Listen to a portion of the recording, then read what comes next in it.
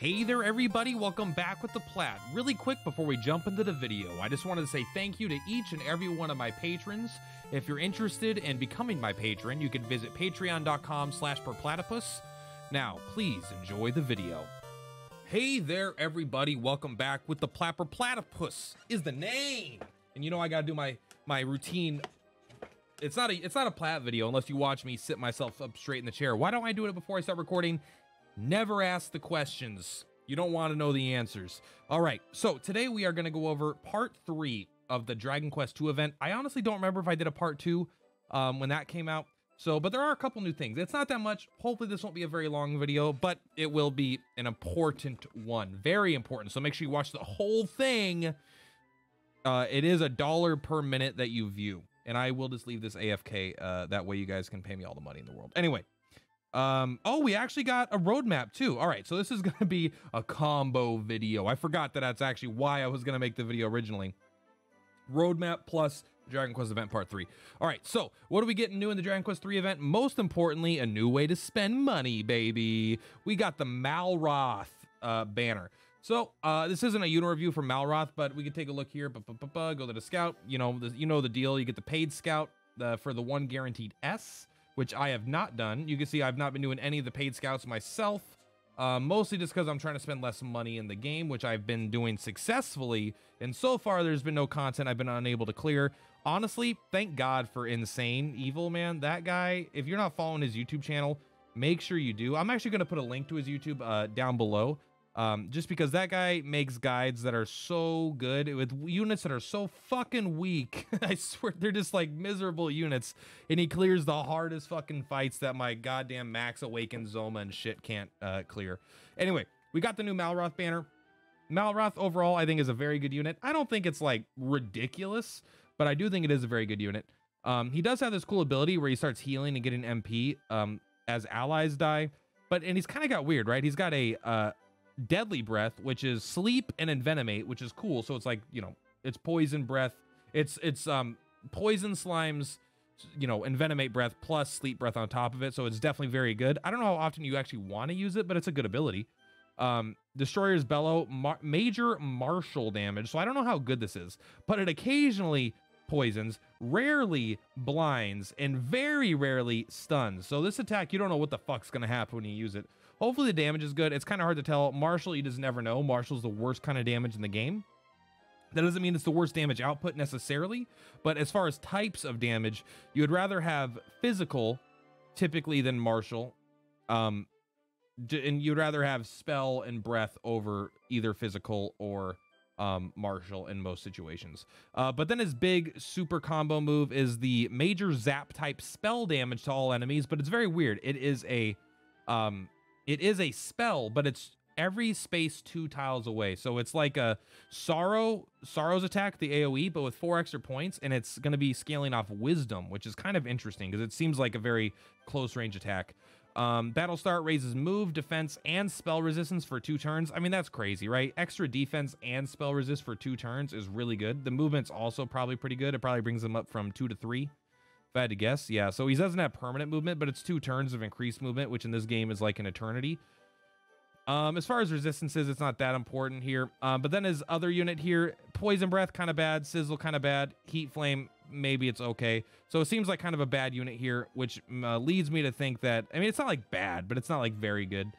Which leads me to believe that this guy is probably going to be better. Also, minus 25% enemy zap resistance is not a bad leadership ability. It's actually better on this guy than a lot of units because this guy is a spellcaster, so he can make your other spellcasters stronger, which is typically good, but he also gets in his face, so the enemy is going to be in range of the leadership ability. Because if like a normal spell guy with, you know, range 3, right, you may not actually be in range of it because it only goes 2 spaces in any given direction, but you're basically going to always hit things in this. Anyway. Yeah, very, very cool units and abilities. So we get the new banner. We also have new fights going on right now. Event. There's going to be 2 new. Yeah, that's right. Cleared the Hall of Hargon. Did it. We've got the Malroth Menace. That is just letting know my YouTube video is done. Actually, you can even see it editing if I click this button right here. This is not important, but you can see that there's an editing going on right now that is just finished. Anyway. So I'm not sure exactly how hard this goes. It looks like maybe 3 difficulties, but these are pretty good overall. You are going to get a new S weapon, which is a very good zap staff, I believe. We'll go take a look at it. But you're going to be doing this. You know, these don't, so far, they're not that hard. I don't know if they're going to be the Hall of Hargon hard or if these are going to be easier. We'll find out when I start streaming these more tomorrow. These look like this one's going to be a little bit harder, but you do get some cool icons. No equipment for this one. But let's take a look at the new equipment. Sorry for the connection issues, but you know how, you know, that's just another Plat video, at least when it comes to my phone streaming to the PC. When I'm playing like Runeterra and shit, I don't have that issue. But let's go here. Yeah, zap type spell potency 5%. So this is probably the best zap staff in the game, right? A lot of wisdom. The issue with this is that it's not going to be good on that many units, because unless you have some banner units, there's no free zap units that have like zap better than Zapple, right? Zapple's currently the best, so it's still probably going to be the best wisdom staff for zap, but like a lot of the wisdom's going to go to waste because the wisdom cap.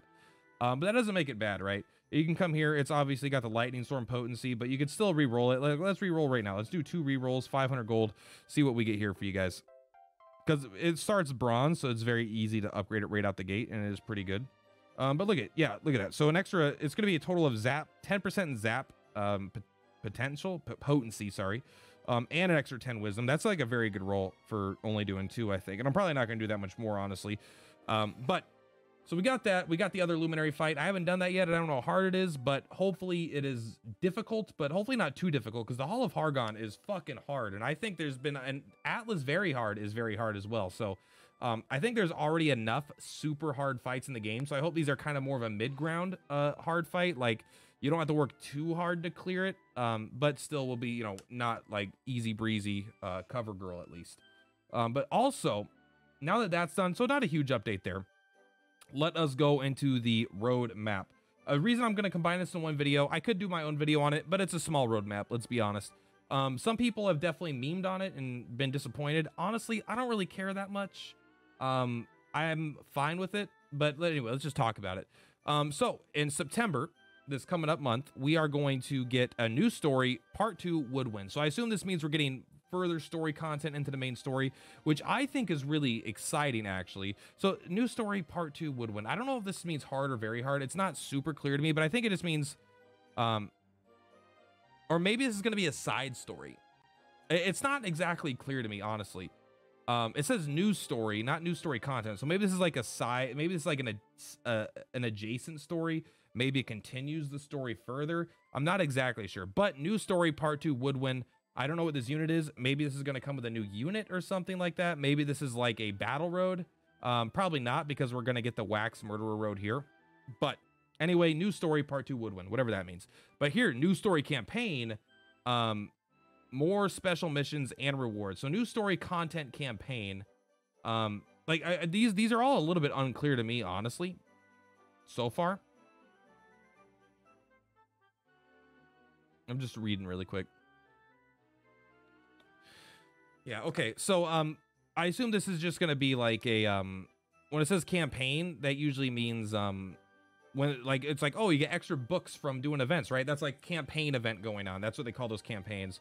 So this is likely going to be like there will be in-game missions for doing the new story, or there'll be like meta missions, you know, like things on Twitter and stuff. But likely this is going to be like, hey, by clearing the new story and doing certain things, like clearing it 10 times or whatever, you'll get special missions, new rewards, things like that. So that's kind of cool. So they're going to encourage you to do the main story. Maybe it's going to be like half stamina cost, something like that. I've only done that one time, I think, but that was pretty cool. I am excited for the rewards. Also, about adding new story, like a cool thing about it is it means more mini medals, which means probably more mini medal things in the shop. I currently have all the things in the mini medal shop, so getting new things in the shop would be pretty awesome.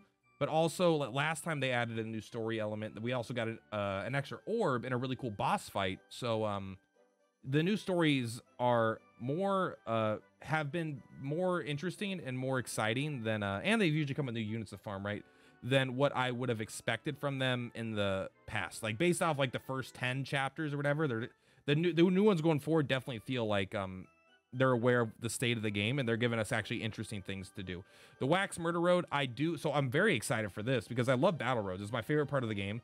I like using weaker units to clear fun fights. Also, this means new equipment, right? We're getting I mean, not always, but it probably means we're going to get a couple scrolls, a couple weapons, Maybe we'll probably get like a weapon and an armor, and we'll get a bunch of new fights, which is cool. And the Halloween event, don't know what's going to entail in it, but again, it's probably going to be similar to the Valentine event. I hope it's not poopy like the Valentine event. I hope it's much more of a modern event, like it's, you know, set up for our current state in the game. But we're hoping it's going to come with, it's definitely going to come with a banner, right? It looks like it might come with some sort of Giuliante-esque character. I don't know, the character on the left, some waifu, and then the cool guy on the right, like the Leary Lout Pumpkin Edition. And I'm hoping it comes with a few weapons. I believe there's a really good weapon that comes with this event, if I recall correctly. But I'm sure there'll be like a free A unit, something like that. There'll be, you know, free orbs, all that stuff, what you expect from an event. It's probably going to be a smaller event, though, not a major event, right? Like, there's no way Halloween event is going to get the same hype as like Dragon Quest, you know, 6, Dragon Quest 4, or whatever is coming next. You know, I don't even know what's coming next, but Dragon Quest 2 is such a big event. Like, I'm okay having a bit of downtime. Like, hopefully we get some campaigns to get books. Hopefully we get some, you know, half stamina story content so I can really grind the story to gather those units. I still need to grind more units from Dragon Quest 2, and I've played it literally every single day. So it's been a massive event with a ton to do, tons of really hard fights, tons of good rewards, like 4 orbs, 5 orbs or something like that. And it's been the best event by far. Absolutely incredible. So having a bit of a step down from that event is reasonable, and I'm okay with that. Hopefully it's not too much of a step down, though. Hopefully, like, in terms of like content, things to do, it's like just a little bit less. But hopefully in terms of rewards, it's comparable, at least, you know, not like getting completely screwed over. But yeah, that's gonna be it. That's what's new in the game. I look forward to doing more stuff in September when this new stuff comes out. Thank you guys so much for watching. Purplatypus is Purplatypus. If you have any questions, let me know in the comments down below. I will respond to as many as I can. And yeah, if there's anything you need to let me know about these events, you know, just let me know here in the Discord, and I will include it. Either I'll respond to that in the comments and, you know, let everyone else know, or I'll do an update video or something if there's anything I'm missing or didn't know or was misinformed on. Anyway, see you guys next time. Peace out.